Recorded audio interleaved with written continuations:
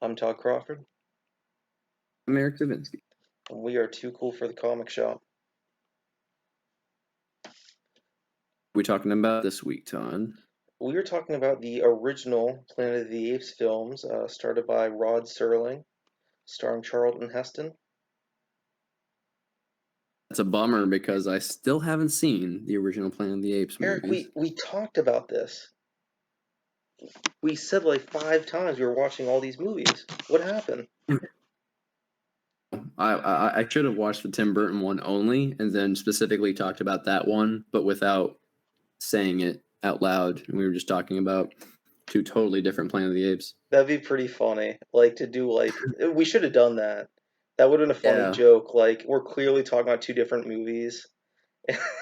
And there's even a point where You're it's like, like, man, it's one of my favorite sci-fi films ever made, and then I'm just like, actually, it's probably one of the biggest train wrecks I've ever seen. And we just can't see eye to eye. I'm pretty sure the apes have different names in the remake as well. So like Cornelia and Zira and them, I'd call like those names. Like, no, I think that character is actually called like Marcy or whatever they're called in the remake.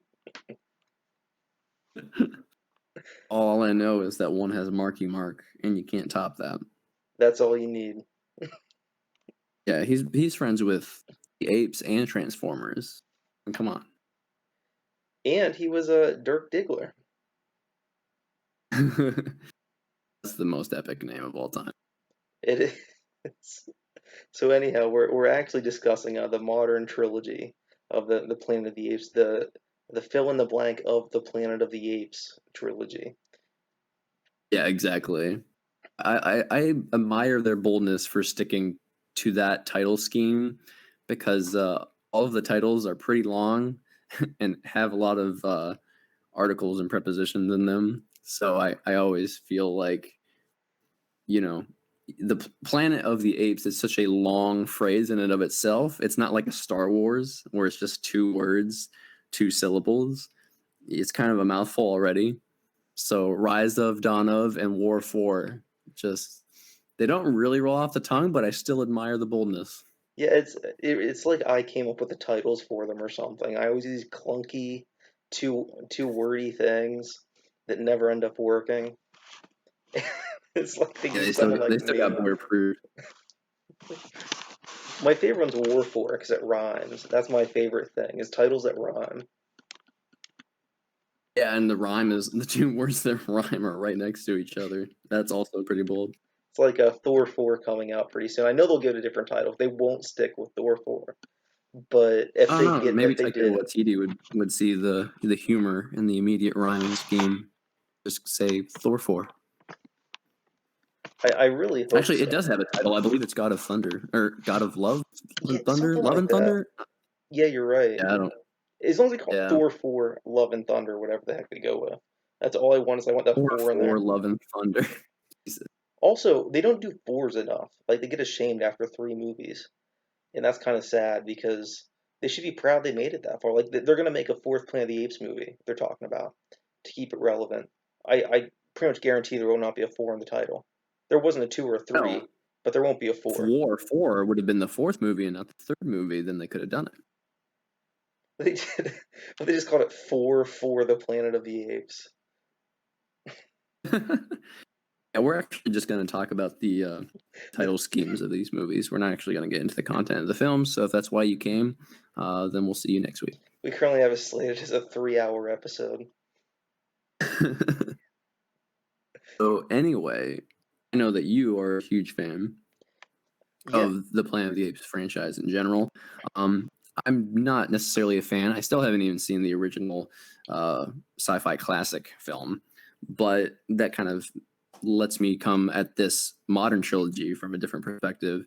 I've seen basically each of those movies twice, each of the modern trilogy entries at least twice. Maybe I saw Rise of the Planet of the Apes 3 times.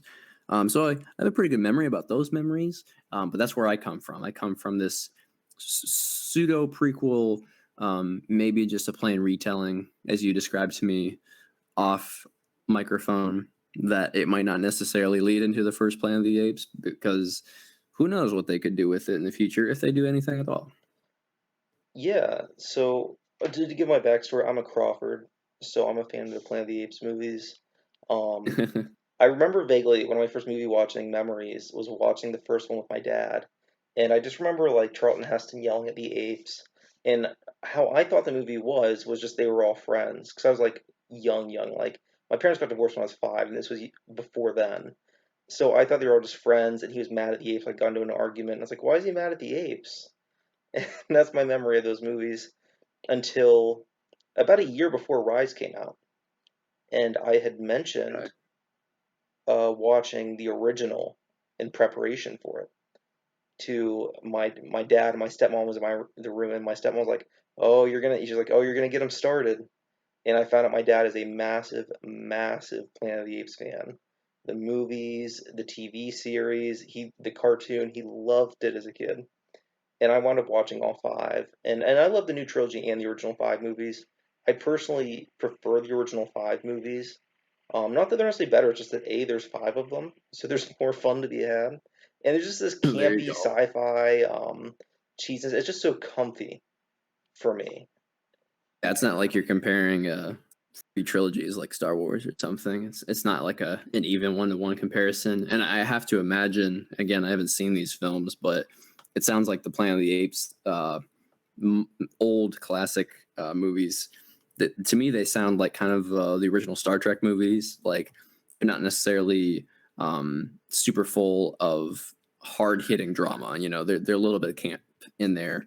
Um, so they're a little bit tongue in cheek because I know some of the Star Trek movies get like that in the classic era, and the modern trilogy obviously is pretty hard hitting. So it seems like they're kind of different. Yeah, it's very interesting because the original one was written by Rod Serling, who's one of my favorite writers of all time. Who did, of course, Twilight Zone and all that, and it has very much that kind of a tone to it in many ways. Even like, especially the beginning is reminiscent of some episodes of Twilight Zone. There's a great episode of that show where astronauts crash land on a foreign planet, a desert planet, and they have a lack of resources, so one of the astronauts kills the others, and then at the end of the episode, the twist is after the others are dead, he keeps traveling and he finds out that they were actually he finds a road and they actually crash landed in like Las Vegas in the desert, not another planet. And just the atmosphere and all that stuff at the beginning of the first movie feels like a Twilight Zone episode, and it does feel like Forbidden Planet and those old kind of space adventure movies, which I love. I saw the original Planet of the Apes in theaters about 2 or 3 years ago, and what's shocking is just how humorous it is too. Like you said, I mean, these movies they talk about civil rights, animal rights, racism, the Vietnam War. And I mean, they get dark, like insanely dark, especially the second movie. And they definitely have serious moments, but there's a lot of camp too, like you said. And some of Yeah. it's intentional, some of it isn't. But there's just a comfort in that era of film for me. I love the new trilogy. I'm not saying that one's better than the other, but I could watch any of the original five films any day of the week. I'd have to have like a whole afternoon set aside to watch one of these movies because they ask a lot of you. I mean, they're really Makes full sense. emotional and intellectual experiences, which I praise them for. I love them for that. I kind of feel that way about the modern trilogy as well. It is a good gritty is kind of an overused word, but it's more or less a gritty way to reboot a franchise without painting over the originals, but also giving a fresh take that keeps the brand, keeps the IP alive. Yeah, and it's really miraculous it worked at all. I remember when Rise was announced, and yeah, like the special effects promos, these clever short little films where like it was like I think it's like Somalia or some shit, and an ape like Yeah, there's like these warlords or whatever, and they have machine guns, and one of the apes takes the guns and shoots them, and just little like viral little snippets like that. They're really clever, and I just had this good feeling. I was like, you know what? I think this might be better than the average reboot. And the fact that like it was even like if it was like a 6 out of 10 even, like just like kind of mediocre but a little good, that would honestly be pretty decent considering the expectations. And then yeah, what we wound up getting, I don't even understand. Like I remember seeing it in theaters on the most like memorable experiences of my life, seeing Rise of the Planet of the Apes with my dad and my brother, and my stepmom was there, and just like watching it and how it begins. And this is the reason that the first one I'm just gonna say right off the bat is my favorite in the new trilogy, is because it gets better as it goes on. Where it starts off like pretty decent, and by the end you're like floored by how good it is. Yeah, I agree with you on that one because the consistency there is that it keeps getting better because it's designed to do that.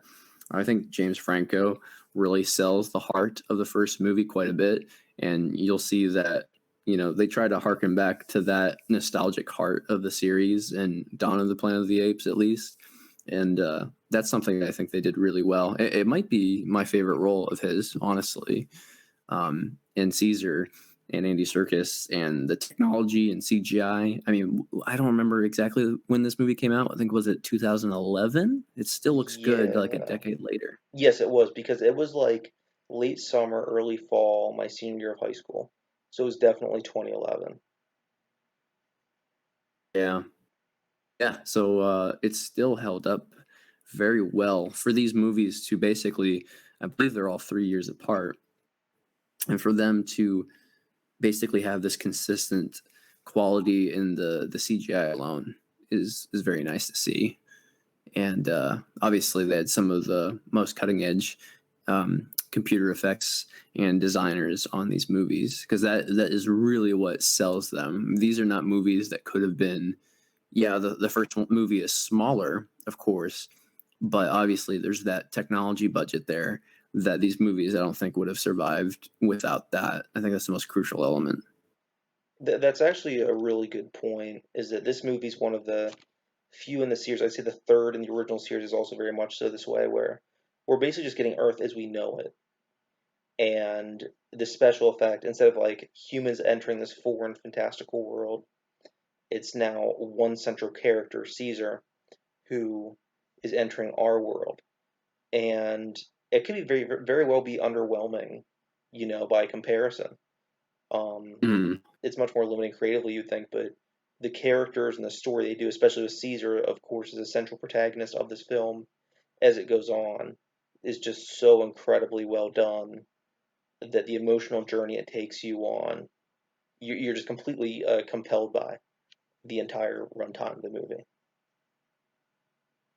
Yeah, no, I totally agree. They do a really good job at giving you insight into the apes. And I don't know how much they really do that in the original movies, of course, but they do that a lot in these three films. And obviously more as it goes along to the point where War for the Planet of the Apes really doesn't have human main characters. It has a human villain. He probably has the most spotlight. And then, of course, the girl in that movie is mute. So it's really you basically get to the point in the end of the trilogy where you're just watching these apes communicate through nonverbals most of the time, and somehow that is still intensely emotional and captivating to watch. They really build that up really well throughout the trilogy. Yeah, I totally agree. It's really great long form world building, and kind of you can make a lot of comparisons. I compared it to Blade Runner in the last video we made, but also the Star Wars reboot trilogy. I kind of wish paced itself similar to these. That's really the only comparison I could say other than their trilogy reboots. But I really Yep. wish for like the Death Star, for instance, I wish it didn't blow their load in The Force Awakens, and like I think I've talked about this before, where you slowly see the construction of a new Death Star, and it's like hinted at in the first movie. Maybe you see more of it's getting more developed in the second, and then by the third, it's fully fledged again. Would have been my personal take on it if I was in charge of those movies. Yeah, but you've only ever seen The Force Awakens, though, so you don't know the super highs and lows of the sequel trilogy That's either. true. That was enough for me. Oh, I'll make him audience. I'll make him watch the whole sequel trilogy, and maybe we'll dedicate 3 podcast episodes to the Star Wars trilogies at some point. I'll make him do it. I'll do it for the show. Yeah, then I'll eventually watch the original these two. Deal. That's kind of an unfair deal on your end because you got to watch 5 movies, but Ooh, it's a okay, maybe deal. I'll just watch the first two. Well, going back to actually the original trilogy. So what's interesting about this, and first of all, I got to point out, Caesar is a character in the original films, and Charlton Heston, his character is dubbed Bright Eyes. In the first one, that's the nickname the apes give him because he's kind of made mute due to an injury early on in the movie. And Caesar's mother in this film is named Bright Eyes. Now, the original Apes franchise, and this is my theory with the whole whether or not it's a prequel, whether it's a reboot. So the Apes series is kind of self-contained. It's a cyclical story in the original films where, due to basically time travel, that's what creates the Planet of the Apes. So in this one, it's created by science. So you could say it's a reboot for sure because it does rewrite the mythology of the series. But I also think that it could play in the sense that if you want to get like quantum theory, it's like, well, even if they didn't travel back in time, this is how it would happen some other way. I kind of like that. It's almost if you want to go that deeply into it, it's almost how the Star Trek J.J. Abrams universe kind of works, where it's kind of just an alternate telling in a way of similar events, but is also kind of explained in the canon. In the new Star Trek movies, it's done more overtly, but it's kind of the only thing that I can kind of compare that to. Yeah, yeah, that's. I mean, what I'm saying, I'm not suggesting this is the intention or like the quote unquote canon. That's just my own personal little thing I think about. But the Star Trek comparison Yeah. is actually very accurate from what I know about those movies. Um, but this trilogy is essentially a retelling of the last three films in the original Planet of the Apes chronology, um, Okay. and very different in a lot of ways, but the themes are very much so similar. So Okay. I'm glad you brought up James Franco being good in this because I agree. I would say that like if I could change one person to cast, it would still be him because I'm a hater. But he's all right in this one. Like he's not bad in it at all. But I always wanted an older scientist. It's actually more his age than him as an actor. I always want Bryan Cranston in that role. That would have been interesting. I think this is a franchise that Bryan Cranston would have fit right in with. I can totally imagine that. Yeah, just because him being like this brilliant scientist and his dad's older and has Alzheimer's and is about like your father slowly passing away. I think an actor around his age would have been more fitting personally, but James Franco is perfectly fine in it. I really like his. I think they chose a younger scientist to really sell the compassion of the character a little bit more, um, because that's kind of the battle of the first movie is compassion versus cruelty. Because good old Draco Malfoy, he doesn't like big bad monkeys, which I think is kind of more the cartoonishly um, kind of stereotypical villain aspect of the first movie that I think is better handled in the sequels, honestly. But it still gets the job done and still emphasizes that theme of compassion versus cruelty and how this whole basically the whole battle on the bridge is kind of like their own making uh, because humankind sucks. Yeah, I definitely I strongly half agree if that makes sense. Like I definitely think that like Malfoy in this is definitely like one-dimensional, like almost cartoonishly cruel. I think the sequels suffer from it still a little bit. Um, but I give the first one a little more of a pass for the reason that the Malfoy character is so like ancillary and he's hardly in it to the point where like it doesn't affect much. I agree, it's not like a good character, but at least he's only in it for like 5 minutes, so at least there's that. And we have to talk about we're kind of like going right into it here, but one of the best twists in any movie I've ever seen in my life is thanks to that character's prickishness. The twist where Caesar talks, or Yeah, oh like yeah, even as a fan of the films, like I knew the apes talk, but you didn't think going into it that they would have a fucking ape talk with how straight yeah, they play it. So when he yells no, it is one of the coolest moments ever. yeah. It's probably my favorite moment from the film, honestly, It has to be. I mean, it's just so fucking amazing. And because in that one moment, as an audience member, you kind of fully understand. Okay, like I can see the rest of the movie now. I know exactly where this is going on a broad scale. Because until then, it's a whole lot of ape misery in that middle chunk of the film, and you don't, since it is kind of like that lukewarm reboot, you don't know exactly how far they're going to take it, especially back in 2011 when this movie first came out. But when they commit to that moment, I think you can see the trajectory, honestly, for the rest of the series.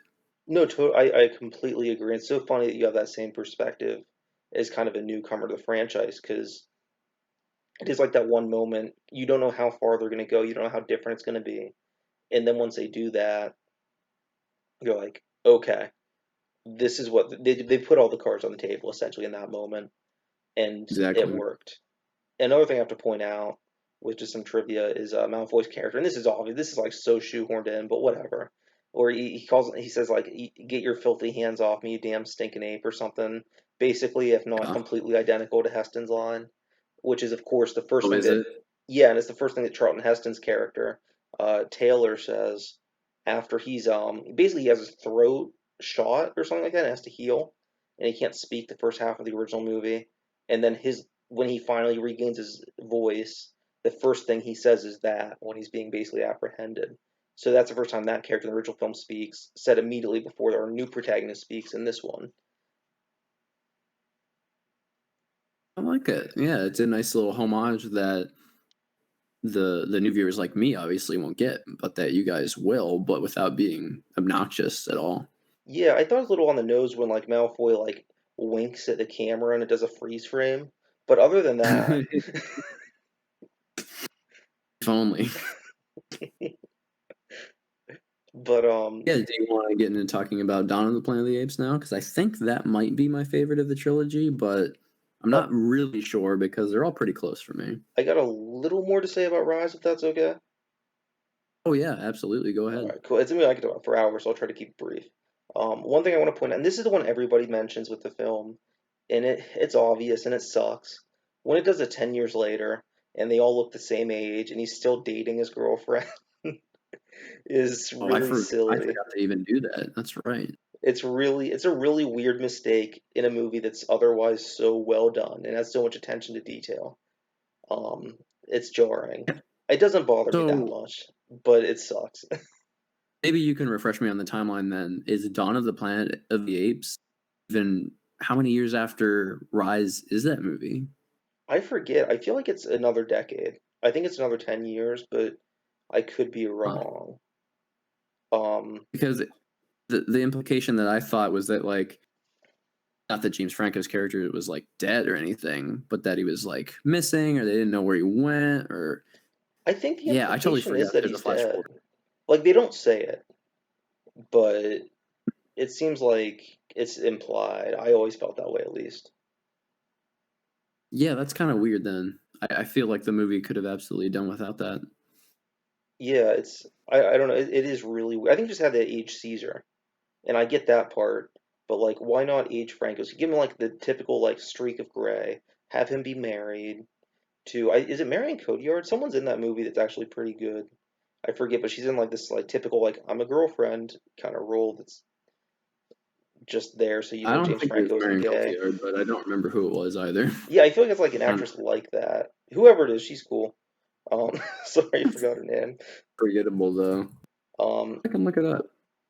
I also want to comment on just the scenes in the zoo, and that's really the movie takes its own. I think, like you said, there's a lot of ape misery and stuff. And it's very sad.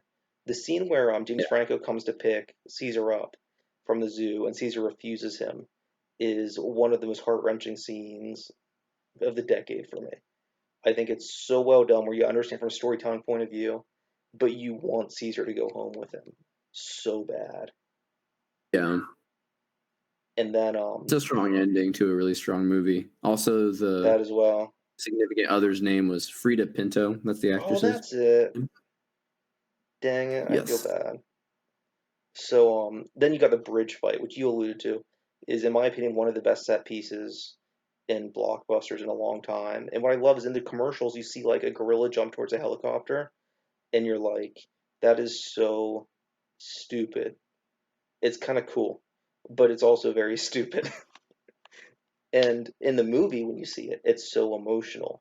When the gorilla, I forget what he says. He says something like about his allegiance to Caesar or whatever, and then he does it, kills himself essentially to protect Caesar, and you're watching, you're like ready to cry. in this thing in the trailer that looks so goofy and like a Fast and the Furious movie kind of action moment, and then in the film it's such an emotional thing. Yeah, I know. It's always interesting when they play stuff in the trailer so differently than how it actually is. Yeah, so I guess that's most of what I got for Rise. We should probably rate them. We forgot to rate the Blade Runner movies. Not that we need to, but I think it's a fun little thing to add in. Yeah, no, I think it is pretty fun. I think there's some moments where I kind of get bored in this movie, to be honest, um, because I feel like sometimes it dwells on the plot of the cruelty versus compassion, and it honestly kind of overstays its welcome in my opinion. So I think I give this movie an 8 out of 10. Perfectly honest. All right, yeah, I would go. I'm gonna go letters, but I'll give it numbers as well since you did, and just 'cause I already had letter pulled up in my mind. I'm gonna give it Yeah, a thanks for solid. going letters, man. Then we can't even compare. So what would a B plus be an 8 out of 10 then? I'll give my letter and my number comparison. It's pretty Yeah, much the nice. same. I think it's pretty one for one. I give Yeah, it just a solid A. It's not perfect. It's not an A plus, but giving it an yeah. A minus would be cruel. And the theme of the movie is compassion. I'm gonna have to go with that. And numerically, I'm gonna give it a solid 9. I've got some nitpicks, little issues that Mm. irk me with the movie, but they're little things. It's not Amadeus or something. It's not The Godfather. But as far as blockbusters go, it's as good as it gets. I think this is the Batman Begins of the Planet of the Apes series. Yeah, that's a pretty good way of comparing it. Um, and like the Dark Knight trilogy, I think I like the two sequels more than this film, just because I'm very much interested in the actual society that the apes end up carving out together. I think that's more unique. It kind of gets out of the cliche territory that the first film, in my opinion, kind of suffers from a little bit. It becomes kind of its own thing. But I think all the movies are good. But for me, I think they just keep getting better. I'm not sure if the third one's actually better than the second one, but again, really close for I feel me. like for me, it's funny because I've gone back and forth a lot. At the end of the day, I think they're all films of about equal quality, but with different issues. I know Yeah, some people think Dawn's the only good one, or some people think Rise, or some people think War's the only good one. A lot of people don't seem to like Wars much. I think they're all pretty much equally good films, but they have the same amount of bullshit, but in different yeah. flavors, if that makes sense.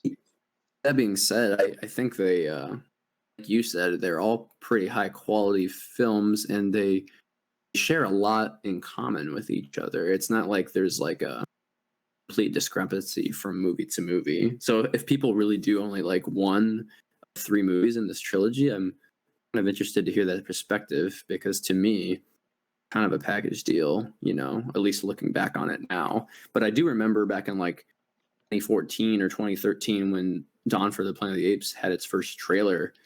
I really wasn't fully sure that there would be a follow up. I thought Rise, I didn't know how well it did, and I wasn't sure if it was going to get a continuation. But when it was announced, I was excited that it was. Yeah, I remember they talked about a totally different movie for a sequel, where like they want to do something weird, where it was like set in the future and there's like an ape militia or something. You followed two apes in the army, and they're like parallel storylines or something. This is like right after Rise came out. I remember reading this article.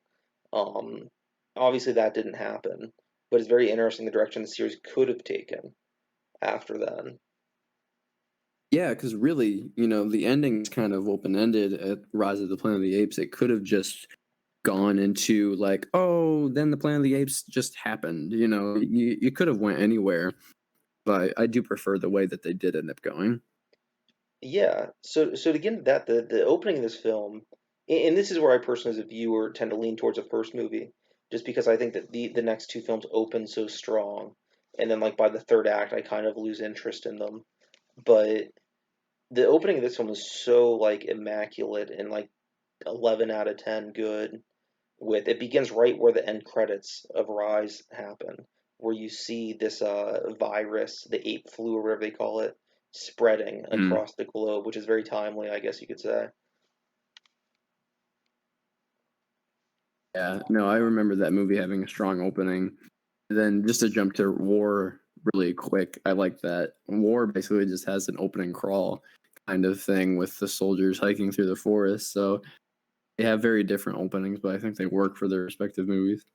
Definitely. I think the first one definitely has a weakest opening where it's kind of just exposition-y stuff. It's not like bad, but it's very typical movie stuff. Whereas the second and third movies are much more compelling right off the bat. Yeah, exactly. It's because they're jumping off of climaxes of their previous films, so they're more easily able to do that. So I True. think they obviously have a leg up in being able to do it, but they execute it really well. So it shows that, and then it shows the new world, we'll call it, where there's basically two different civilizations. It's very I don't know if you got these vibes, but for me, it's very Princess Mononoke. Very much, I mean, very strong Akira Kurosawa influence, especially the shot, and this was in the trailers, where the gate slowly opens and you see how the apes on horseback is like straight out of the film Ron. It's very Western, very samurai movie. Um, it's completely different than the first movie, almost unrecognizably so aesthetically. Written by the same people, but directed by a different guy who Matthew Reeves, who's doing Batman, who before that did some movies I didn't really care for, Cloverfield, Mm. and I guess I didn't see Let Me In. But as a director, his visual style is like very well done, especially for the series. And a lot of the opening stuff showing the apes world is like it's like something out of like National Geographic or something. It's very interesting the way that they present it, I think. Yeah, they really get into like the habitat and the culture of the apes, starting with this movie, which I really appreciate because it's just there aren't many movies, especially with live action characters, the human characters that explore stuff like that. In sci-fi, so often the humans are always the main characters. In Star Wars, I wish I would see more aliens and like more varying cultures and viewpoints and things like that. In the Apes movies, you really do get that. So that's really refreshing to me. Yeah, I had to look it up real quick because I always forget her name. I was confused with Pam Grier, who's a totally different actress. Who's also cool. But just for real quick, I gotta mention that Judy Greer plays Cornelia, who of course is named after Caesar's father in the original series, Cornelius. But she's just a great that girl actress who's in a lot of stuff. So it's cool that she gets some work in the series, even though she's unrecognizable with the mocap. But yeah, you see a lot of this ape world, and the way it's done is very interesting because it's like dystopic, but it's not the way that we would typically see it presented in film. It's much more like the earth is reclaiming the land, dilapidated buildings. Um, the civilization that apes have in the forest is very interesting, kind of logical from how you think of it, even though it's clearly a bit fantastical. It's still like stuff made out of like sticks and wood and very primitive, but yet advanced for their species. I like the way that they've gone with it because, like you hit on, I think just by knowledge of pop culture and this scene of the Statue of Liberty, it's kind of like a more mournful dystopic, but basically it's kind of dystopic, the near future dystopic that is kind of a trend in stuff like The Last of Us and various other tragic stories for humanity is when like the vines and the earth are growing over the buildings, like you said. They really emphasize that, and they do that really well with the setting because they're in the rainforests of the Pacific Northwest and all of that. So I think they do a really good job with that. Yeah, and actually, I want to point out as well that I guess all three films have a similar opening in that it's a predator hunting prey. So in the first one was humans and the apes. In this film, it's the apes and I think wild hogs or deer or something like that. I don't remember what animal they're hunting that introduces the characters, and a bear shows up. But then the third film has, I believe, the military coming in and then being hunted by the apes.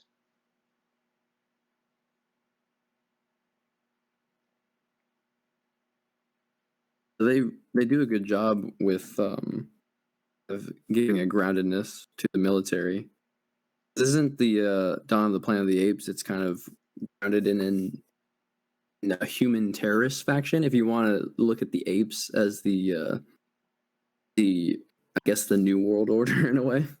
Yeah, it's an interesting thing because, like, as I recall, so you have the human civilization, and then they refer to the army coming in. But as I recall, it's not like I think there's a tank or two there and some soldiers, but it's like kind of a looming threat over the horizon, at least for the apes.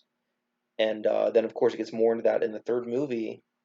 But I don't think it's like such a unified thing. It almost seems I could totally be misremembering this, by the way, but it's like almost like presented as like different soldiers just branch off and are like, screw this, we're doing our own thing, which is very much to the plot of the third movie. It's not like how we see the military today. No, yeah, it's definitely nebulous until the third movie, and even in the third movie when the army quote unquote shows up, it's kind of this big series of soldiers. They look like snow troopers. They're in so much white attire, and then they get wiped out by the apes and natural disaster. So it becomes more biblical, and you're less connected to the actual like logistics of how the humans have mobilized and the army and all of that stuff. It really is the ape story. So I think you just don't get a lot of those details because even in Dawn of the Planet of the Apes, the chunk of story that you get is really about I forget the actor's name, the main man and his family, and then Gary Oldman as like the kind of villain, not really sympathetic villain, I suppose, in Dawn. Then Woody Harrelson's character in the third one. You don't get a lot of information. You know, I guess if it was a novel, perhaps they would go into a ton more information about that side of things. But it also leaves it up to the imagination, which I respect too. Yeah, and I mean, let's be real, at the end of the day, we don't really want that much more information about the humans. Maybe there'd be a cool Mhm. director's cut with an extra scene or two, but it really doesn't. I mean, I hate to say it once again, as a, I don't know if you should say defender, but a very, very strong supporter of Rise. It's a weaker part of every one of these movies, and and I feel like we watch it for the apes, for the futuristic world, for this incredible like post-apocalyptic cinematography, and the people are kind of there because we need them there for the story to happen, and they're usually done better than you would need them to be. They're usually a little bit better. Like in Yeah, this film, for instance, like I take pretty serious umbrage with like Gary Oldman's character and where that plot goes. But you get that wonderful scene where electricity comes back on. He sees his family on the iPad and cries. You get just enough more for you to care a little bit. sure. And Yeah, and then they kind of do that with Woody Harrelson's character in the third one. I think you learn something. you I guess I do. can't remember well enough, He but has a something tragic tragic about his backstory. story, or like he had to kill his son or something because I he think had that's like what it was. deep sickness. Yeah. So this movie, I'm trying to piece all together here. I mean, first of all, I mean the special effects. I mean, it almost goes without saying that it's like it's insane. Like as good as Yeah, the it first one does. was, how much better that this one is. Like I still see like Marvel movies and like especially DC movies. I don't know why Warner Bros. CG sucks now. Like I'm a defender of some of the DC movies, not all of them, but some of them, and like their CG kind of blows. I don't know what the deal is there, because then you see these movies and it's like photorealistic. I know. It's kind of remarkable. I mean, it's a lot better because Rise mainly animating a few characters, and Dawn's to the point where they're animating this whole society of apes. There's so much more going on, and they pull it off like flawlessly. I remember being astounded in 2014 watching it in the theaters. Yeah, and speaking of the DC movies, I didn't mean to tie this together, but I'll take credit for it if anyone wants to give it to me. Is that I have like one big issue I have with these films, especially as they go on, is that like for some reason Caesar can't just be Caesar. Now all of a sudden he has to be Moses or Jesus, and I think sometimes I always say this about the Man of Steel particularly, where people bitch about Superman being Jesus and that, which is kind of like the point is that he's not Jesus, and it's trying to get you to make those mental connections to then subvert that. But whatever, you don't have to like how it's done. It's on the nose. I totally get that. But in these films, I feel like it's so much Yeah, more on the nose, to the point where it like obstructs the story at points. where it's like, okay, I get it. Caesar's Moses. All right, let's move along now. I liked when Caesar was Caesar. Yeah, they definitely do that a bit in both on and war. In Dawn, it's But not I so bad, I don't think. yeah. Like, Oh yeah, yeah. War it is worse because I'm thinking about like the very end of the movie and yeah, things along that nature where like he can't enter paradise because he dies like on the doorstep and all that stuff. I was gonna save this for war, but I'll just get into it now since you brought it up. It pisses me off so like I'm actually a huge defender of war. I love that movie, but then like the last 10 minutes, in my opinion, just like suck. And like Caesar's death in it is so shoehorned, and the fact that he's just okay, and they seem to travel like from like the snow world where there's a convenient. I mean, there's kind of an explosion that sets it off, but there's still like a point where it's like out of Indiana Jones or something to the level of like kind of like tongue-in-cheek cheesiness where like Caesar's standing and there's like a whole army behind him, and slowly someone sees him, and slowly one soldier raises his gun for the shot, but then uh-oh, there's an avalanche right at the moment I'm gonna shoot the ape, and then Yeah, Caesar and the ape it's survive really on the it, nose at the end. and it's like the flood and all that. And then Caesar survives getting shot, and they travel to a fucking desert or something, and then he dies, and it's like, well, what happened? Did he get infected? Why is this just now an issue for him? Because like they seem to have traveled for like a decade or two. Yeah, I mean they started out in like Washington State and now they're in like New Mexico and They're like in like oh now Ethiopia. Caesar's dead. Okay. It looks like a totally different continent, as I recall. Oh, Like, it does. Yeah, I mean, I'm usually pretty forgiving on first viewings for blockbusters I've seen in the theaters. I think a lot of the times it's like you get caught up in the excitement of things and there's so much going on, and then you watch the movie a second time at home, like a bit more critically. But even the first time watching War for the Planet of the Apes and how they handled his death and kind of the biblical allegory of them finding a new land and all of that, I was just kind of like, huh, okay, yeah, and it could have been done sucks better. because like, and I'm okay with that idea. I'm okay with those parallels. I'm not saying you shouldn't do that or that the story doesn't have those themes already in line with Moses's. My issue is that, like you said, it's so shoehorned in and so on the nose and just illogical the way they go about it, that it's just like you're trying to see the conclusion of this trilogy that you're very invested in and love, and this character that you care so much about. And instead of being like, oh, he's dying, that's so sad, you're like, oh, we're doing the Moses thing. Okay, all right, yep. He's closing up. Let's get it on with. Okay, I get it. Yeah, that's pretty much how I feel. So honestly, I'm interested in maybe seeing a fourth movie. And maybe it's the trilogy is closed, Caesar's story is closed. Seeing how know how Society of the Apes functions You know, after it'd be that, funny. maybe decades later, even is would like for an ending to be a little more complex than just the ribbon on the present that is kind of the last 10 minutes of that movie. I do agree. Wouldn't it be funny if like the trailer for? I'll get back into the Dawn after this, but the trailer for the fourth movie is like it's just black, and then like slowly you see Caesar's eyes open, and it does like a quick like shot of like his hands reaching for a gun or something. It's like Caesar's back, and he's pissed, like the most Oh obvious my god! cash grab. Now that's the reboot we deserve. Anyhow, with Dawn of the Planet of the Apes, oh, you can't talk about the movie without discussing Koba. I forget the actor's name, but he also played the villain, Mister, or what the hell's his name, Doctor Doom, in Fantastic Four, like a year later, which always kind of cracks me up. I did not realize that. Yeah, it's the same dude, and it's funny because like for me, Koba, he's a fun villain. I like that he was in the first film. You get a lot of the same apes through the whole trilogy. Particularly Yes. what's his name, Marcius or Marshall or something. The big orangutan that was in the circus. Maurice. Maurice, thank you. Yeah, yeah. You see some familiar faces, which is always welcome in this trilogy. Yeah, he's a favorite for sure.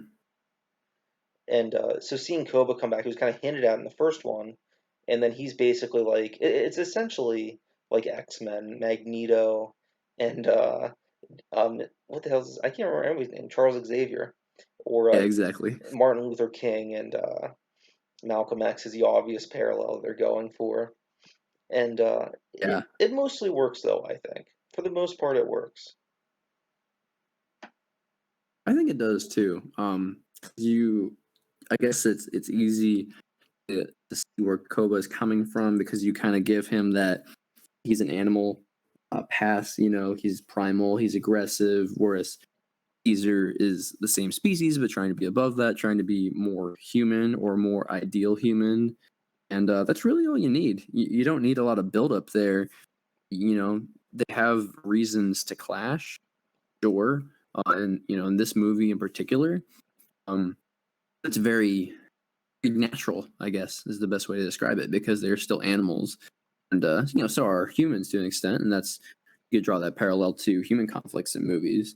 But seeing that happen, their species and their society is one of the best parts of this movie.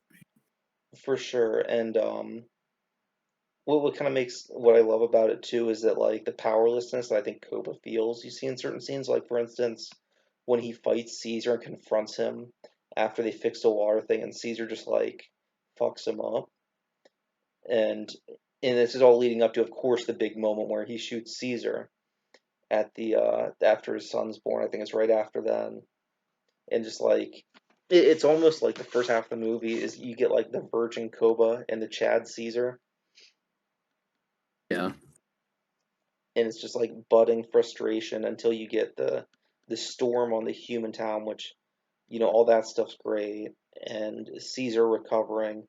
I really hate when movies do this thing where they fake you out. It's like, oh, your hero's dead now. You have to watch an hour without the protagonist, and you know they're alive, and they play that hand. But it gives you like the best content in the movie too, where you go back to the house from the first film.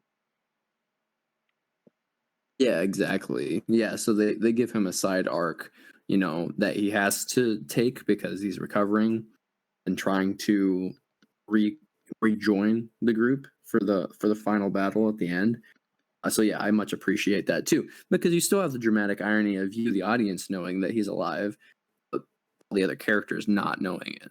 Yeah, and also, I mean, the thing that I've come to appreciate after studying story structure and Joseph Campbell a lot more and those kind of ideologies with writing is just that we have these necessary story beats because they work, and we need Caesar to go into the underworld because he's the king, he's on top of the whole movie. So for him to essentially die, go to a personal hell, and then have to come back from it is kind of necessary for us to sympathize with him to have that um, Yeah, I victory at the agree. end because he has to be the underdog somehow, and he's shown to be superior to Koba in every other way. So the only way to thus make it up the suspense is to give him a severe disadvantage. Absolutely, because then it's kind of the rightful return of the king. It's the Simba and the Lion King. It's Jesus being reborn, I guess. So if you want to read it like that, you know that metaphor can apply. But it's not as overt as like they do allegorically in the third movie. Exactly, I 100% agree. And it is kind of like, so I think now we can start going more towards the climax of the film. And most of it's done very well. Matt Reeves he does a shot, I guess, in every movie. I'm not familiar with him as a director other than these films and Super 8, which I don't feel applies to this rule, but he does a 360 shot, which they do in this one with an ape on a tank, and it's just like it's just nuts. It's just utter mayhem watching Oh, it. for sure. Yeah, And they really go wild with the action in this movie. yeah, They gave you a taste at the end of Rise, but in this movie, basically throughout, but really in the middle and the end, they go crazy. yeah, the scene where Koba throws that fucking ape, Oh yeah, that's right. I do it's remember that hardcore. now. Yeah, thanks for the reminder. Yeah, Koba is really savage. Yeah, it's funny because it's kind of shocking because these films were apparently very successful. I would imagine 'cause they made three of them, but fans Yeah, love them. I mean, it's got a strong fan base. You'd think there'd be more shirts with like Koba on it, or even it work. I try to say too much about my work on this channel because people don't want me working in this town. But sometimes when like we need to come together as a team, I'll say Ape Week, Apes Together Strong. Like, why aren't there more shirts with that, or like Armstrong, Live Strong bracelets with like Apes Together Strong on it? I want that shit. Yeah, I know, right? They haven't franchised, well, they haven't merchandised the franchise well enough. Yeah, they need to sell out more. Exactly. We're asking you to sell out. Come on, Apes. So, with the third act of this movie, the one of the biggest things I would change with the film is that I really don't love the conclusion to Gary Oldman's plot. It goes kind of too far into typical villain territory for me, where like you know where he's Yeah. coming from, but like the scene where he blows himself up to me is just cartoonish. And Yeah, it is kind of cartoonish. They for kind this of movie, just realize that they don't have anything else to do with his character, and well, they're suicide bombing now. yeah, what I would have changed was I forget the actor's name, Jason Clark, I believe. If they would have had his character, or what if Gary Oldman would have been talking to him when they're fighting, and he convinces Jason Clark's character to push the button, where he comes like, "This is for you, man. We have to do this. You know, it's one ape, but this is all of humanity." Like, and then the good guy is the one to do it, even though he means well. I think would have been infinitely more complex and thought provoking. Yeah, that could have been more compelling. Like I know that Gary Oldman's character is kind of rushed to blow himself up in a way because aren't the apes like coming? It's like, well, if he doesn't do it now, then he's gonna be screwed. So Yeah, and they do I think it have was just that. kind of messy. Yeah, and like, don't get me wrong. This is like, there's a shot in Batman Begins, going back to that, where Wayne Manor's getting like ransacked, and Bruce goes down the elevator with Rachel, and like a huge eruption of flames comes right as soon as they go down the elevator. And I remember watching that thing, like, in most blockbusters, I wouldn't question it, but like, this film's so gritty and grounded that it's ridiculous in this movie. And that's kind of how I feel about Gary Oldman's death in this movie. Yeah, yeah. It doesn't bother me a lot. Not the It's not the stronger point for his character. It's not the crying over the family photo part. That's probably his most not endearing, but his most powerful scene, I guess. The suicide bombing. It's thematically grim, but like you said, it's just kind of cartoony at the same time. Yeah, rest in peace, Commissioner Gordon. What a way for him to go out. And then, it's If he funny would have had because the tumbler, he could have just blew things up without harming himself. yeah, he should have got Lucius in there. So it's funny Yeah. because like it's really I don't really agree with a lot of their opinions on film and stuff, but I used to be a big fan. Red Letter Mean Half the Bag. They describe the movie where like they say it's really good, but then by the end of it, it's like just two monkeys, a good monkey and a bad monkey fighting each other. And I do kind of agree with that, but like the climax of this movie, I think is very clever from a filmmaking structural standpoint. Of you have like the human constructions, and you have these two apes swinging around, fighting in it, which compared to the rest of this movie and the first movie's climax especially, to get an actual villain with a name and a face and another primate is really exciting and a great way to switch things up. Yeah, I agree. I think they do it really well. I mean, yeah, it boils down to a more stereotypical hero and a villain, but I think that's what you needed. I think you needed the infighting in this movie, in this middle movie, to really sell the fact that they are struggling to form a peaceful society, because any society, it goes through those growing pains. So I think they needed to have that in this movie so that they could focus on the finality of the struggle and the finality of the human's demise in the final one. Exactly. One thing I will say though that I've always kind of wondered about with it, and mostly the climax is good.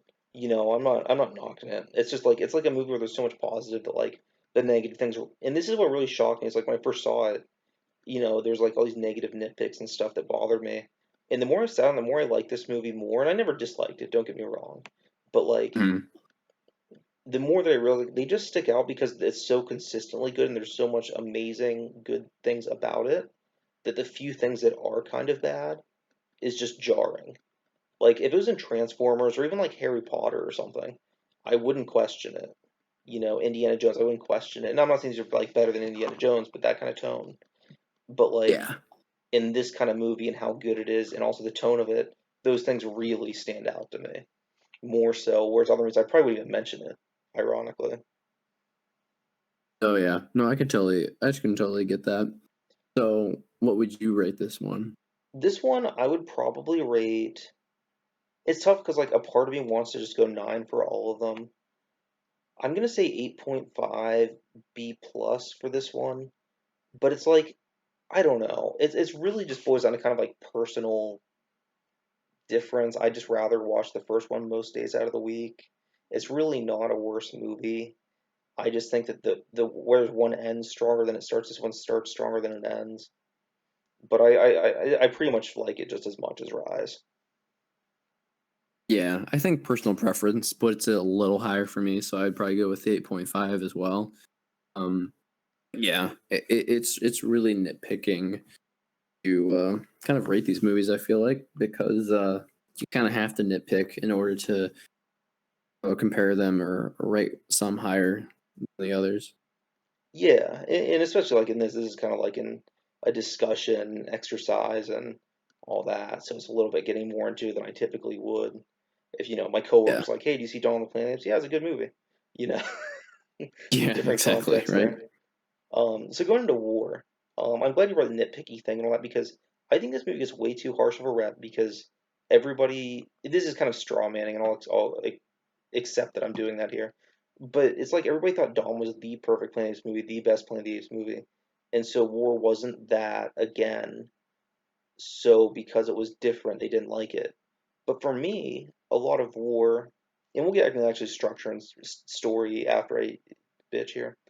But like a lot of people were mad I saw that it was just like a World War II Holocaust kind of parallel with the apes and with the prison society. And I'm like, yeah, that makes a lot of sense in Planet of the Apes. World War II, like Holocaust, like work camp thing. That sounds like all of the themes of Planet of the Apes, just in a different historical reference point. The film starts with them stuck in a zoo, or the series does. The first film doesn't, but you know what I mean.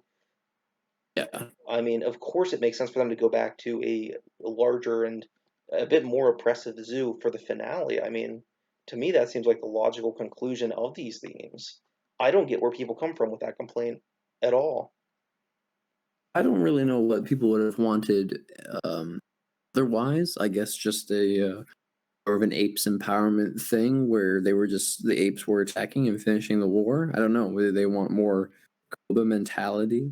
Like I'm not sure what I people do would have remember, rather had. yeah, I remember people being mad there wasn't much of a war, and I'm like, yeah, so what?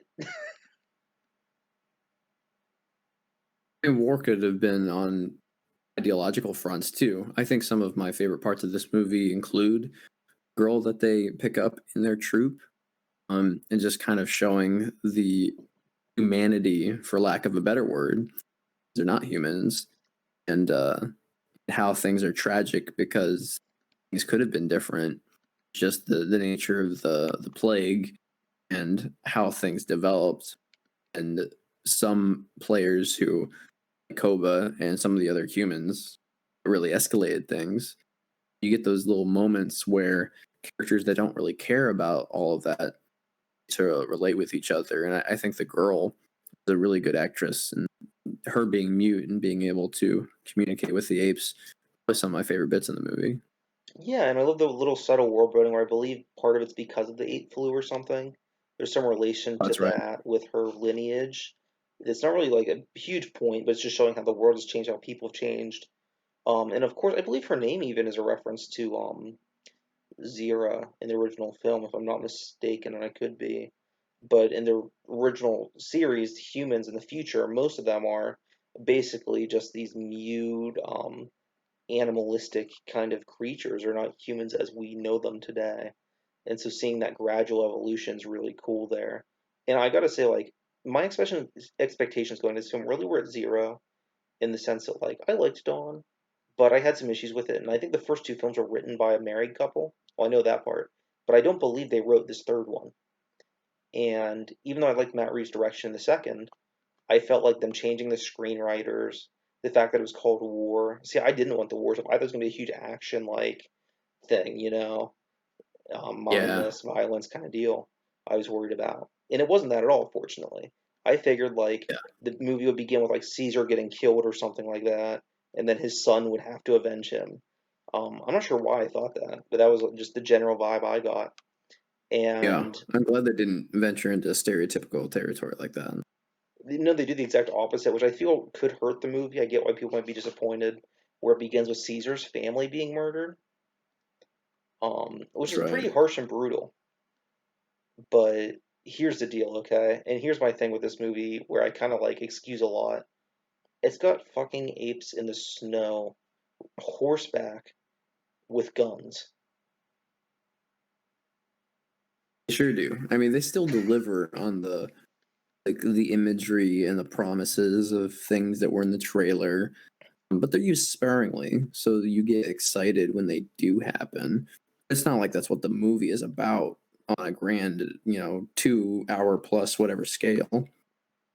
Yeah, yeah, exactly. Like for me, that like first act going to the second of the movie with like Caesar and his apes traveling on horseback through snow, like that stuff for me is some like just the I could watch that like as a TV show. If that was just like 12 hours a year, I could watch that. I love that so much. I love the setting, the aesthetics, the Western vibes, the revenge stuff. It was like The Searchers, I guess, with John Wayne. I'm sure that was a reference that they were going for with this film and Caesar. Um, I mean, it's one of the most famous films of all time, of course, and the themes very much apply here. But that to me is like the peak of the movie. And then they get captured and they're basically taken into slave labor by Marty from True Detective, Woody Harrelson. And Yeah, you've seen that, right? specifically Marty. We'll have to, yeah, it's just that character. We'll have to Yes, talk about True Detective this took a sometime, maybe. turn. At least the first two seasons, or first. Um, but like, that's where the movie definitely does change in tone a lot. First of all, we get a comedic relief ape character that a lot of people say is the Jar Jar Binks of this series. Oh wow, I actually forgot about him, but yeah, you're right. Yeah, I didn't mind him like other people did. Like, he wasn't like my favorite, but I thought he was harmless. Like, I mean, he didn't piss me off. Whatever.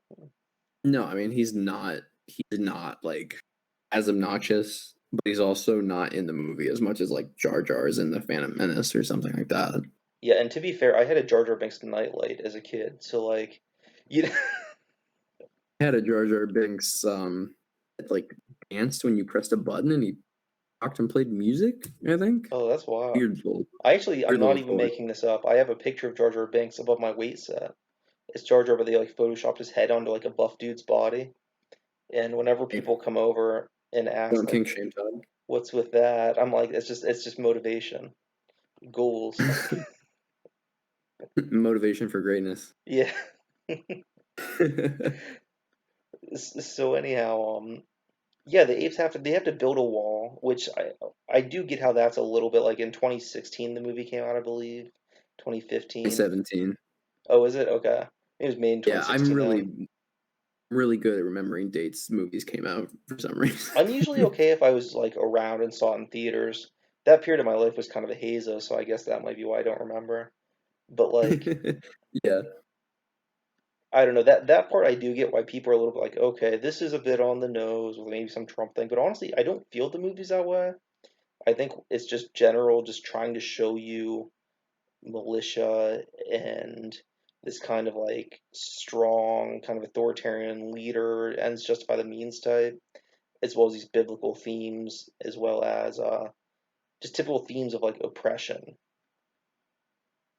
absolutely. I feel like War, the Planet of the Apes, all of its nuance also paints really broad strokes about war and oppression, and Yeah, I think it does so pretty effectively. But yeah, I don't think it really has a lot of commentary on specific events, just more broad concepts that I think is its strong suit anyway. yeah, exactly. And Woody Harrelson's character, speaking of which, despite being that authoritarian figure, which you touched on earlier, they give him just enough where he worked as a villain. Like, is he as good as Koba? No. I get why people might think, it's a downgrade. But as far as a human villain goes, I think he's really as good as we could have expected. Yeah, I mean, he's gotta have that kind of populist personality to you get why people rally behind him because people are desperate. You know, humans have become marginalized as a species at this point. So I mean, he understands um how he's in power and he's understandable as a villain. And then they try to throw some sympathy for him, like way at the end, like when he finally gets sick and he's like dying anyway. Because aren't they going to like assassinate him or maybe kill him? And then it's that's not necessary anyway. And then they end up putting him out of his misery. I think. I believe what happens, and I hope I'm right on this because this is like my favorite scene in the movie, as I recall. I've actually only seen it once in theaters. I owned it since the day it was available on Blu-ray, but I only because it's a long movie. I'd love to rewatch it, but it's just so long I haven't had the time. But I believe what happens, Caesar goes to kill him, and then he goes in the room and he's sick with monkey fever, or whatever it's called, and Hmm. ape flu. I think that's it. But anyhow, he's sick, and then I think Woody Harrelson shoots himself. It's got this really incredible shot too, where you see Caesar looking at him, and you see like the gun go off, the little flash. And to me, that's such a great, clever way to end it in a way that isn't like the typical, I don't know, he's dying in bed of ape flu, and Caesar strangles him or something. You don't get that moment Yeah. of catharsis. It's just more misery, just more sadness. Yeah, I absolutely like the way that's handled as well. And I think some of his inner monologue at that point is I don't want to go out the way my son went out. I saw the miserable of an experience that was. So I'm just gonna end it myself. So yeah, I think you are right on that. It's been a while since I watched it. Probably watched last time I watched it was probably a couple of years ago, but it was a powerful moment. I could be mistaken, but like, so the monkey flu and what was happening was like, wasn't his hair growing longer, and like his arms got a little bit longer, and he was starting to like make like monkey noises and stuff. Like he was talking, he's saying like, I remember how my son was, ooh, ooh, and it was really Jesus sad, and Christ. Yeah, exactly that. That's why the little girl turns into a chimpanzee halfway through this movie. yeah, that was really tragic. Yeah, the CGI was like really bad all of a sudden. It was kind of weird. Yeah, so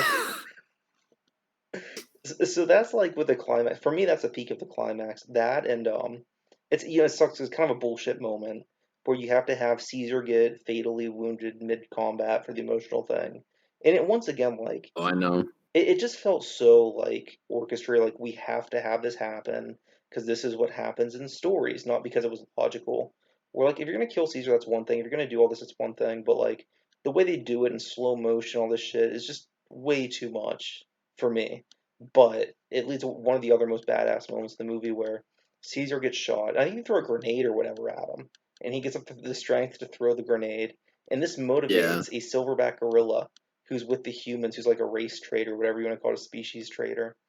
He then like kills the human next to him and joins our group, and it's ridiculous. But or we know I think he blows himself up. I think it's like a murder Yeah, I believe suicide, so. and it's just so fucking cool. Yeah, but I get what you're saying about Caesar because basically after Woody Harrelson's character is gone, kind of the end of this movie just kind of takes on a glorified sense of itself that it's kind of cheesy. It's It not really is. horrible, and I wouldn't have changed it a whole lot, but maybe just I don't know, making things feeling a little less expected at that point because your favorite part is when you think that Caesar is going to kill the villain, then the villain is going out in a different way that is more interesting.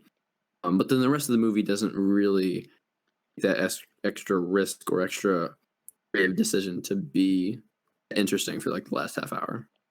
Exactly, and that's one thing the whole series suffers from, in my opinion, is like it had these great character moments, this wonderful humanism, these like incredible ideas and characters, and then it's also got some really lazy, rushed stuff. And all three movies suffer from it. And unfortunately, I think the third probably does suffer from it a little worse than the first two, but it's all in the Yeah, last 10, 15 minutes for me. It's like that particular part of it was just rushed. And then everything else I really don't have any serious issues with. I can agree with that as well. I mean, so I think overall for War of the Planet of the Apes, I'd probably give it an 8 because I think it's got different strong points than Rise. Also has some different flaws as well. So we seem to kind of agree on that part.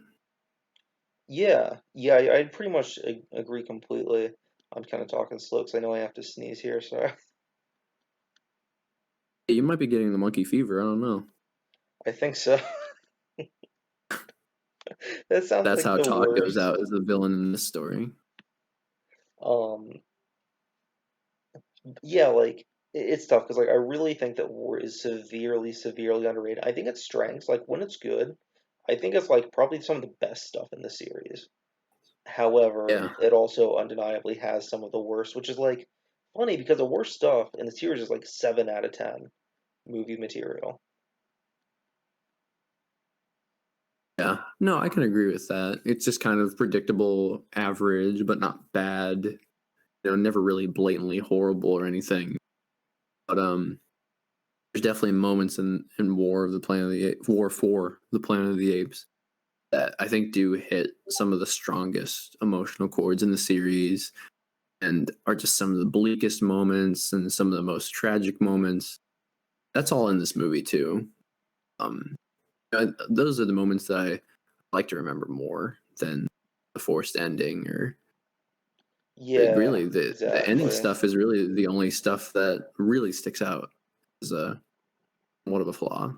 Yeah, like honestly, and this is a really unpopular opinion, but if the movie would have just like ended with Woody Harrelson's character death and just cut to credits, which would have been really bleak, but like it would have also cut out all the BS. If it would have done something like that, or if it would have like had just a better ending, we'll say the quality of the rest of the movie up until that point, we'll say. Honestly, it'd probably just be my favorite of the series. Unfortunately, it's got a lot of bullshit in that third, fourth act that just Yeah. weighs it down as a whole for me too much. How I would have probably wanted to write it differently is, you still have an army out there outside.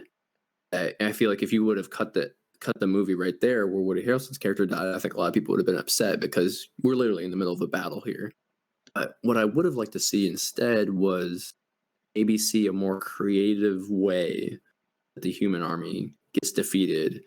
They just get decimated by a very convenient avalanche, and then it just punches you over the head with the theme of man cannot control nature, nature defeats man in the end. And it's just kind of like, okay, sure.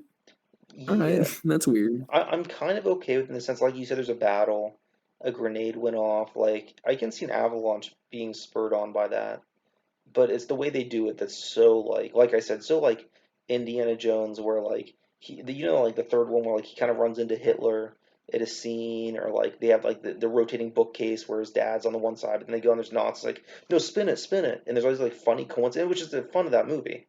I mean, I love Indiana Jones 3. I'm not knocking it. I think that stuff's amazing. But in Yeah, this all right. movie that's so serious that you have a scene where like Caesar's conveniently in front of the army, and one guy notices him slowly and slowly raises his gun. But then wait, there's the avalanche, like I discussed earlier. Like to me, it's just so like it's just a plot of conveniences, which is one of my biggest like frustrations in movie storytelling, where it's like the plot needs this to Mm. happen. We want to make it kind of ironic and entertaining, so we're just going to make it happen in the most contrived, immaculately convenient way possible for the characters that we need to make it out of this. Like the avalanche coming and the apes climbing the trees, I actually think it's pretty clever. Even the biblical nature of it, like a great flood washing away humanity and all that, I'm okay Yeah. with a lot of that. I actually think a lot is clever in concept, but it's so hokey in execution. Yeah, I agree because like I remember like I think one soldier like really realizes that the avalanche is coming, like, oh no, it's too late. And it's just like, yeah, the execution is kind of more off putting than the plot contrivance itself. Maybe I don't know. I feel like the avalanche could have just ended the movie too, but then you like get the epilogue of oh they're traveling 1,000 miles to New Mexico.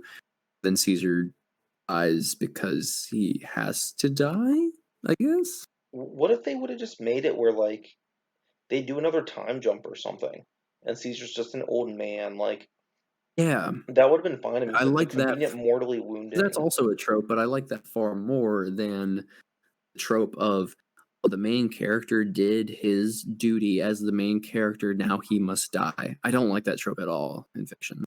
Exactly. Like I said, like the one where I could excuse it. Like I said, I think Blade Runner 2049 actually does it better, where like you kind of understand it in that perspective where it's about finding a purpose, it's about the nature of life and all that. So when Joe passes away at the end, like it's kind of like weird biologically. It's like okay, he just dies, but with him being a computer, it's almost like a computer shutting down when it's not being in use. Like I could buy it.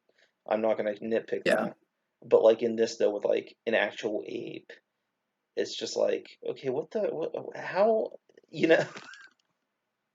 I mean, it always comes down to what thematically the piece of work is trying to say with the protagonist's death. I feel like it's trying to say something in Blade Runner 2049, and I don't know if it's really saying anything at the end of War for the Planet of the Apes. It's just kind of the writers thought it felt fitting, so let's just kill him, I guess. That's how it comes off to me, at least. Yeah, exactly. You know, you're totally right. Because in like 2049 is written in the script where it's like they mention at least once or twice like something about purpose and finding something worth dying for and stuff like that's mentioned. I don't remember the exact quote, but they explicitly say that a time or two. You see something Mhm. so beautiful it's worth dying for and that kind of deal. But then like I feel like in the Apes trilogy, like the first one, there was none of that biblical bullshit. Once again, which I'm fine with when it's done well. But like I feel like in the second and third, they started to notice these parallels, and then they started to write it so that they would continue happening. Where like they're like, oh, it's kind of interesting. This is lining up with these themes, and it naturally was happening. And then for some reason, they decided to just play into it and lean into it too far to the point where, in my opinion, it completely obstructs the story at points. Honestly, Yeah, I agree with you. And it's not the only modern movie franchise to suffer from that. To reference another movie we've talked about in the podcast, DCU movies, like yeah, Man of Steel kind of purposely does some Jesus imagery and thematics, in my opinion, because that's kind of what Cal is. He is kind of this Jesus like being, and they kind of roll with that in Man of Steel for a thematic purpose. In my opinion, it kind of becomes glorified and diluted in BVS, where there's a lot of out of context shots of people kind of worshiping Superman and like touching his chest and shit like that. And then he goes through this whole Jesus torture cycle because he has to, and then he has to be literally reborn and die for the sins and shit. So I feel like Dawn of Justice took it too far, and to me it kind of obstructs the story, or at least makes it so cliche that I'm not as attached to it anymore.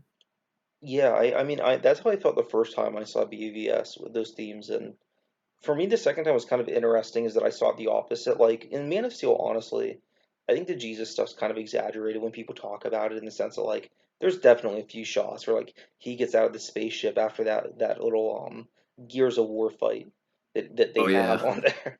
And then like he assumes the cruciform for some reason before floating down to Earth, and it's kind of goofy, but like it's like one shot, and I hate to say it, but like Snyder hate him. Like his framing, his shot compositions are pretty fucking gorgeous most of the time.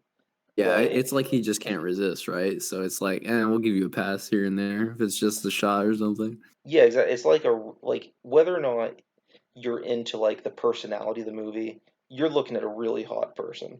You know what I mean? It's like you may not date them, but like Pretty they're much. attractive. Let's be real. Yeah, right. And but for me, BVS, what's interesting about that one is that I felt like the whole thing was the weight of being seen as a Christ figure on Clark as a character and dealing with almost those criticisms of Man of Steel, and then him eventually assuming that position by the end of the movie is a him you as the audience understanding like with Bruce Wayne, this is just a farm boy, this is just a human being with these powers, he's not perfect, but then him also making that ultimate sacrifice at the end is kind of like he knows that he has to be the symbol for people, like hence his discomfort at the Day of the Dead scene where he's being worshipped. where he recognizes that that's how he can become the change in the world, and he may not be as a one entity able to police the world or end evil or always do the right thing, but by becoming a Mm. symbol in a very Batman Begins kind of way, is how he can do that by sacrificing himself for humanity to show that even though he's not perfect, he has these good intentions and would lay down his life for people, which is very hokey and very on the nose. I'm not, I'm definitely Yeah, not I mean, so denying it that. has some similarities to what they do with Caesar in the Yeah, trilogy, and obviously all this stuff is subjective. I mean, some people are going to be more open to the more on the point, on the nose references and symbolism and stuff, which it's fine. It's not necessarily horrible either. I think a lot of times it just comes down to execution and restraint. Sometimes, oh sometimes a yeah, subtle metaphor goes a lot longer, a lot further than an overt metaphor. But I also know these movies are for the masses too, so you almost have to, in your head, give it a little bit of a pass sometimes as well. exactly. They are at the end of the day, they are big blockbuster movies, summer releases. It's kind of like with the restraint. They used to remind me that that joke in South Park with Aslan, the lion from Narnia. He meets Um, one of the characters, and this is like the Imagination Land arc from like back when I was in high school, and he meets Stan or something. He said, "My name is Aslan, but you may call me Jesus." pretty much. And that's how I always It's feel with pretty. these characters sometimes. Yeah, no. I mean, I guess it gets down to the there's only so many stories to tell, and it seems like we always go back to that underdog biblical story that obviously, religious or not, that everyone can relate to some extent. I think what's interesting is, and this is a broad brushstroke here, generalization, but it's something I contemplate, is that we keep going back to this for like, I mean, every Marvel movie does this plot essentially. At least all like the prequel ones, or not prequels, but introductory, what origin story ones, is that it's like the kind of the Christ story in a way, but it's usually more of an underdog anti-hero take on that. But the typical hero's journey, point for point. And I think the reason that we do it, the reason that all these movies do it, and the reason it's a cliche is because that speaks to audiences. We generally, even though we get bored of it when it's not done creatively, we love those stories. I mean, Neverending Yes, Story is very similar, and I fucking love Neverending Story. Spider-Man, the Raimi movies, is just that, and I love them for that. I mean, it's like this story structure, these tropes defined our culture, or at least our pop culture, and there's a reason that we absolutely. keep recycling them. It's because they work. Unfortunately, we just need some spices peppered in there to keep it fresh. Exactly. And that's kind of where the laziness comes in. And, when the director, when the cook doesn't add those spices in, especially on a good movie, that's when it's unfortunate, because we generally love War for the Planet of the Apes, but it doesn't feel like it has that spice towards the end. So it's just kind of a 3-star meal at the very end. Maybe the dessert wasn't the best, but dinner was really great. Exactly. And to give these credit, like I said, the first two films were directed or written by a married couple who also wrote Jurassic World, which I hear was entirely rewritten from their script, which is very sad. I would have loved to see what they did with it. Because to my That's understanding, too bad. they came up with the idea for like Blue and like raising the raptors, and they kept that idea in the film. And to my understanding, everything else was changed. Now, I like Jurassic World. I think it's just a fun, dumb blockbuster. I enjoy it in that way, but I think that they possibly could have made a much more sophisticated, rewarding experience, similar to Rise. Yeah, no, it certainly sounds like it. I never bothered to watch Jurassic World. In fact, I've only ever watched the original Jurassic Park. You're not really missing much unless you just want more dinosaur action. I enjoy most of the movies. I didn't see the more Yeah, recent one, but I generally enjoy the series. But like I think other than the first, they're just kind of like if you want those kind of movies, are there and they're fun if you're willing to just excuse the bullshit. But anyhow, with this series, the first film was directed by I forget the director's name now, but kudos to him. I think he did a great job. But he's supposed to come back for the second one, but he wanted another year to work on the story. And the studio, I believe it was oh, Fox, didn't give it. Yeah, it was Fox, didn't give it to him. So that's why they got Matt Reeves.